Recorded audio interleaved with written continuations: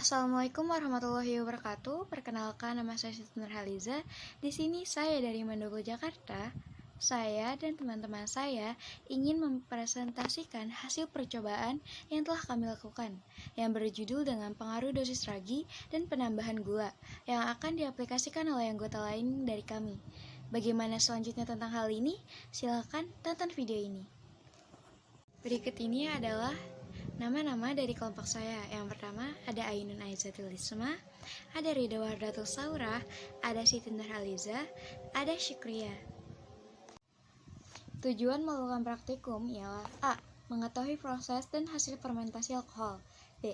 Memberikan wawasan baru bagi masyarakat dalam manfaat fermentasi ragi dan alkohol. C. Memberikan wawasan bagi masyarakat untuk keterampilan dalam mengembangkan balon dengan ragi dan gula. 2. Landasan teori. Fermentasi oleh ragi Saccharomyces cerevisiae yang dapat menghasilkan etanol dan CO2 dapat terlihat dalam reaksi berikut. C6H12O6 sama dengan 2C2H5OH plus 2CO2 plus 2 ATP. Reaksi kimia tersebut berlangsung selama proses fermentasi dasar dari pembuatan tape, brem, anggur, dan minuman alkohol lainnya. Etanol memiliki sifat mudah mengalir, mudah menguap, mudah terbakar dengan nyala api biru tanpa asap seperti spiritus. 3. Alat dan bahan. Alat 1. 3 buah botol bekas air mineral. 2. 3 buah gelas plastik. 3 buah balon. 4 sendok. 5 kamera HP. 6 stopwatch. 7 tisu. Bahannya ragi, gula, air hangat.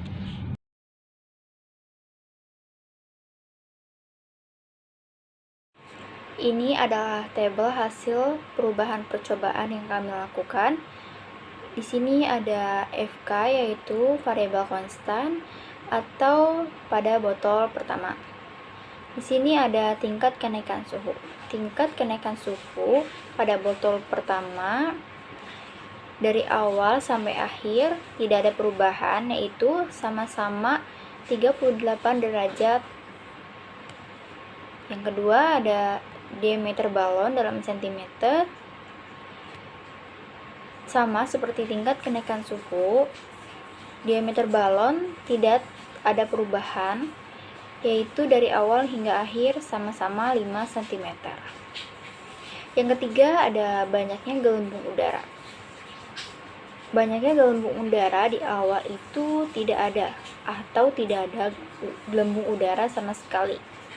Tetapi pada akhirnya ada sedikit gelembung udara, atau bisa kita simbolkan dengan bintang 1.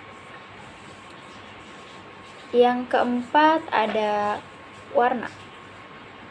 Warna itu dari awal hingga akhir sama-sama berwarna coklat, yang artinya tidak ada perubahan sama sekali.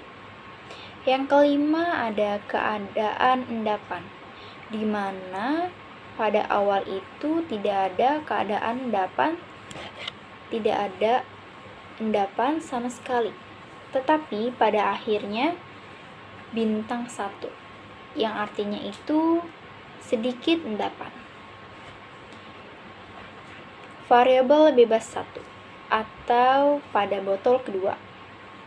Yang pertama ada tingkat kenaikan suhu, di mana tingkat kenaikan suhu awal dan akhir itu sama-sama 38 derajat.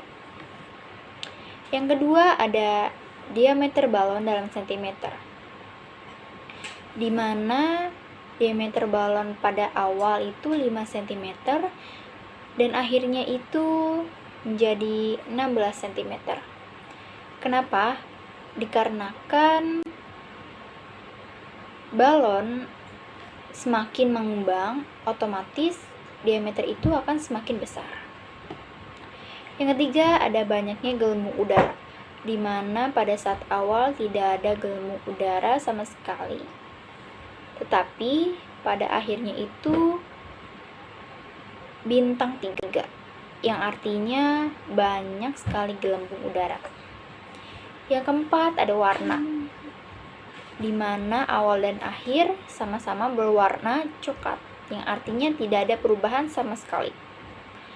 Yang kelima ada keadaan endapan, di mana pada awal itu tidak ada endapan sama sekali, tetapi pada akhirnya bintang 3, yang artinya banyak sekali endapan.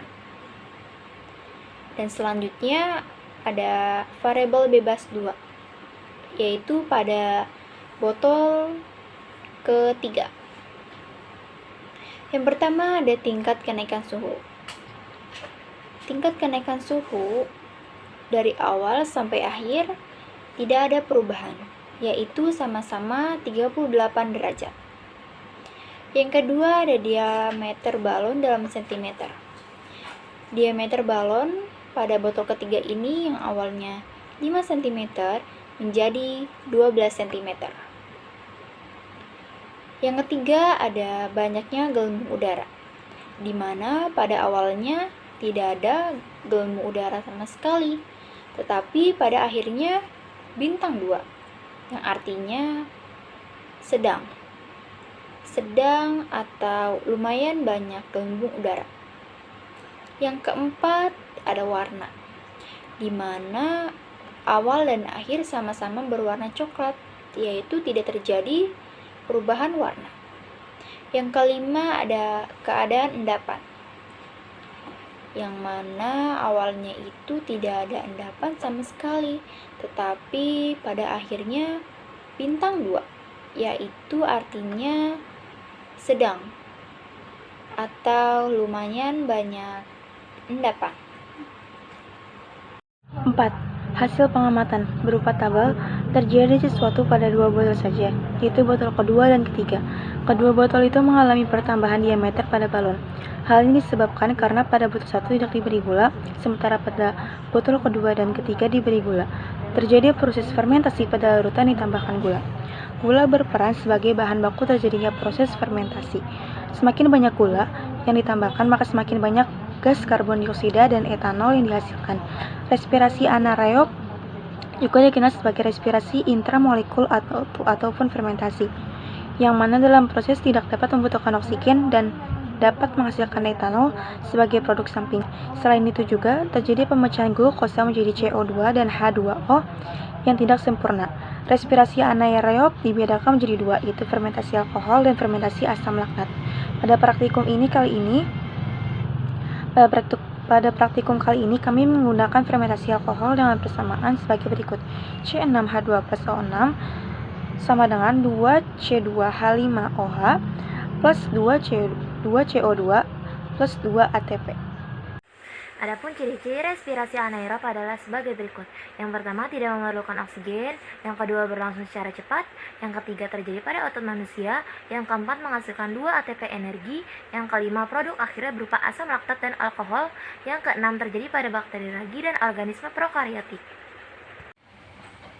Dan berdasarkan hasil praktikum analisis data dan pembahasan, maka dapat ditarik kesimpulan sebagai berikut.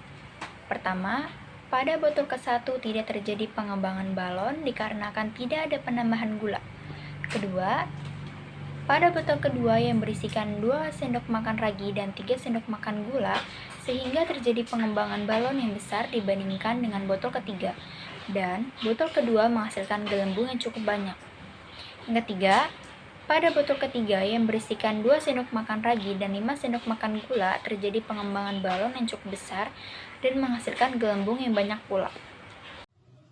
Sekian dari presentasi yang telah kami lakukan. Kurang lebihnya mohon maaf. Wabillahi taufiq wal hidayah. Wassalamualaikum warahmatullahi wabarakatuh.